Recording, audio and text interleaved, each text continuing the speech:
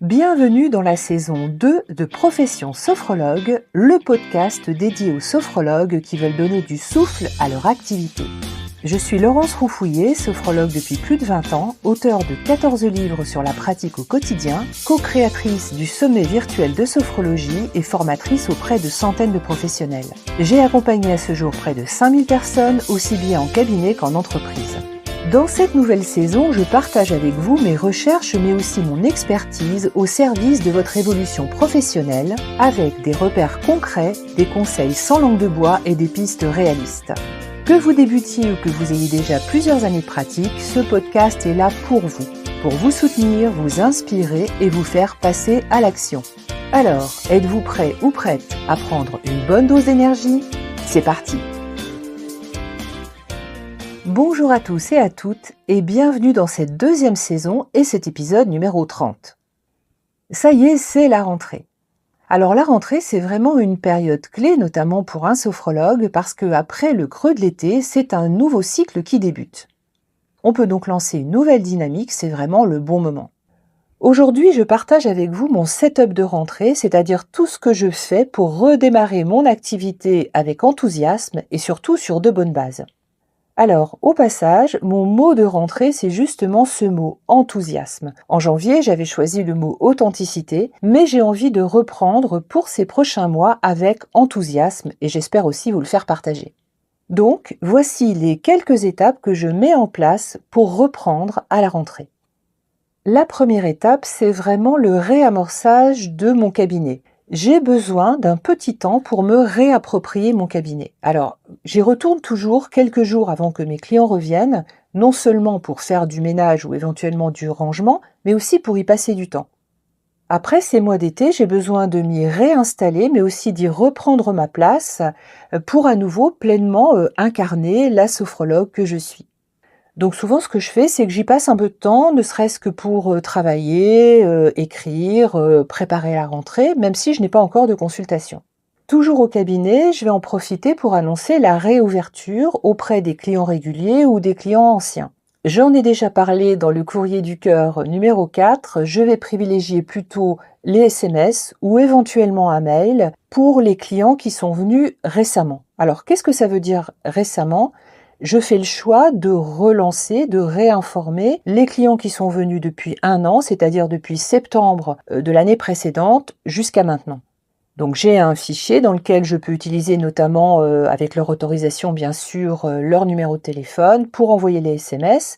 Et ce SMS, il est vraiment informatif. J'annonce la date de réouverture, la possibilité de reprendre rendez-vous. Il n'est pas du tout intrusif. En tout cas, j'espère qu'il ne l'est pas. Et de toute façon, il contient un lien pour stopper les SMS si la personne ne voulait plus recevoir de messages de ma part. Je me garde un petit temps aussi pour regarder ma page Google My Business, pour remettre à jour éventuellement les informations. Je devrais le faire pour mon site web. Je vous avouerai que cette année, je n'ai pas eu le temps de le faire. Ça fait partie des projets pour cet automne, mais ça vaut le coup de jeter un petit coup d'œil sur son site web pour voir si les choses sont toujours à jour. Deuxième étape, je vais faire vraiment un bilan mais express du premier semestre, essentiellement sous l'angle de ce que je veux laisser tomber ou arrêter. En particulier, je vais regarder ou je vais reprendre les prestations, les collaborations ou les manières de m'organiser que je n'aime plus, qui ne me correspondent plus ou bien qui me font perdre du temps ou bien qui n'en valent pas la peine. Donc vraiment, je fais un peu le tour des choses pour lesquelles je me dis ça je vais arrêter ou je recommencerai pas. En général, cette étape-là, elle est assez rapide parce que souvent j'y ai déjà un peu pensé pendant les vacances. Troisième étape, et c'est celle qui va me prendre le plus de temps, je fais ce que j'appelle mon brainstorming de rentrée. C'est-à-dire que je vais réfléchir avec moi-même, je vais prendre un temps avec moi-même pour projeter toutes mes idées, tous mes projets de rentrée. Ça, c'est vraiment ma tradition. En général, fin août ou début septembre, c'est vraiment le point le plus important. C'est d'ailleurs un des outils qu'on a travaillé sur le séminaire de rentrée. Je fais un mind mapping, donc un dessin avec les différentes branches, les différents axes sur lesquels je veux positionner mon activité à partir de la rentrée 2025 jusqu'en 2026. Donc que ce soit mes consultations, les séances individuelles, mes cours collectifs, mes formations, mes actions d'entreprise. Donc vraiment, je vais tout positionner, j'y passe du temps pour imaginer et poser tout ce qui me fait envie Donc vraiment, je ne me censure pas, hein, je me laisse ouvert toutes les fenêtres, toutes les possibilités, mais ce brainstorming, je le fais en 2 temps. C'est-à-dire que dans un premier temps, je vais être très très créative, j'ouvre tous les chemins, toutes les possibilités, et puis ensuite je reviens dessus au bout de quelques jours, hein, donc je laisse poser tout ça quelques jours, je laisse décanter, et ensuite je reprends ce mind mapping et je fais une sélection car je vais prioriser mes choix selon les critères essentiellement de l'envie et de la rentabilité. Et à ce moment-là, je fais un deuxième mind mapping qui est ma sélection, vraiment les priorités, les axes, les projets que je veux mettre en place, que je vais mettre en action, et même je l'assortis d'un calendrier. En général, je me projette à 4 ou 6 mois, donc c'est vraiment un travail prospectif de fond. Mais en attendant, il faut faire tourner la boutique. Donc il faut que les choses, elles reprennent rapidement. Donc, je réactive mon réseau local. Je vais par exemple mettre des annonces ou des flyers ou des affiches dans des lieux de proximité, ceux que j'utilise habituellement, et je vous incite à réécouter l'épisode du podcast qui est dédié au réseau de proximité. Je vais aussi reprendre contact avec les professionnels avec lesquels je travaille fréquemment dans mon environnement local. Ça peut être aussi le réseau de mes prescripteurs, hein, c'est-à-dire les personnes qui m'envoient du monde à mon cabinet. Alors ça peut être par le biais d'un petit message, ça peut être par le biais d'un mail ou ça peut être une rencontre informelle. Je profite de la rentrée pour caler 2 ou 3 rendez-vous ou vraiment des cafés professionnels pour réactiver ce réseau. Ensuite, je vais travailler sur ma newsletter de rentrée. Souvent, ma newsletter, elle fait le récapitulatif des semaines passées, des articles que j'ai pu écrire, mais elle va aussi annoncer les ateliers ou les événements à venir. La newsletter de rentrée, elle a quand même une tonalité spécifique, elle doit donner l'impulsion de la rentrée. Ça peut être aussi l'occasion de mettre en avant une offre spéciale pour la rentrée. Un atelier, une séance thématique adaptée au contexte de la rentrée. Ça peut être le sommeil, ça peut être le stress de la reprise. Donc la newsletter, je la fais régulièrement et celle de rentrée, elle a quand même une tonalité particulière. Pour ce qui est des réseaux sociaux, dans la mesure où j'ai jamais complètement arrêté durant l'été, mais je vais m'écrire quand même à la rentrée une mini-ligne éditoriale des sujets que j'ai envie de traiter dans le mois qui vient, sur le podcast ou sur mon blog ou sur les réseaux sociaux.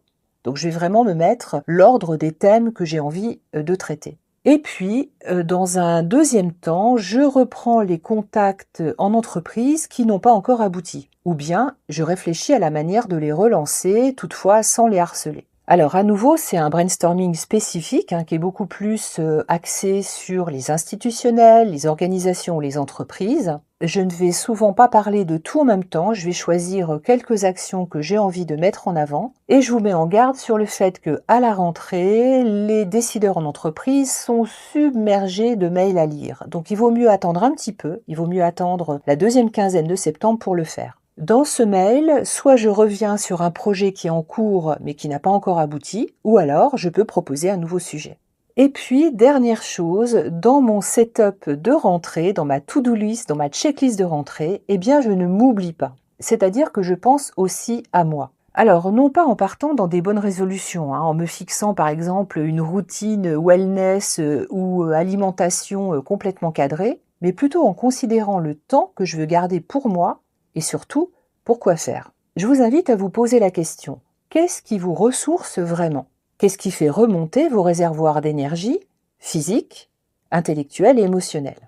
Alors pour moi, vous le savez sûrement, c'est la créativité. Cette année, tout particulièrement, je veux et je vais travailler sur des objets qui ont du sens, un peu dans l'esprit des Power Cards que je crée depuis quelques années. Donc c'est important de mettre en place ce que vous allez faire pour vous et pour votre propre bien-être, et sans oublier bien évidemment aussi de pratiquer la sophrologie pour vous. Alors au passage, si vous êtes intéressé par mes réalisations de sophrologue créative, vous pouvez aller voir mon compte Instagram qui est dédié et qui s'appelle Atelier Sophro Créatif.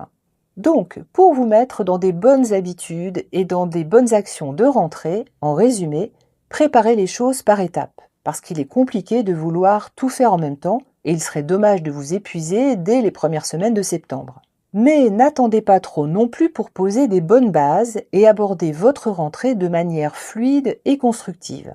Alors, à votre tour, dites-moi quelles sont les actions indispensables que vous mettez, vous, dans votre checklist de rentrée.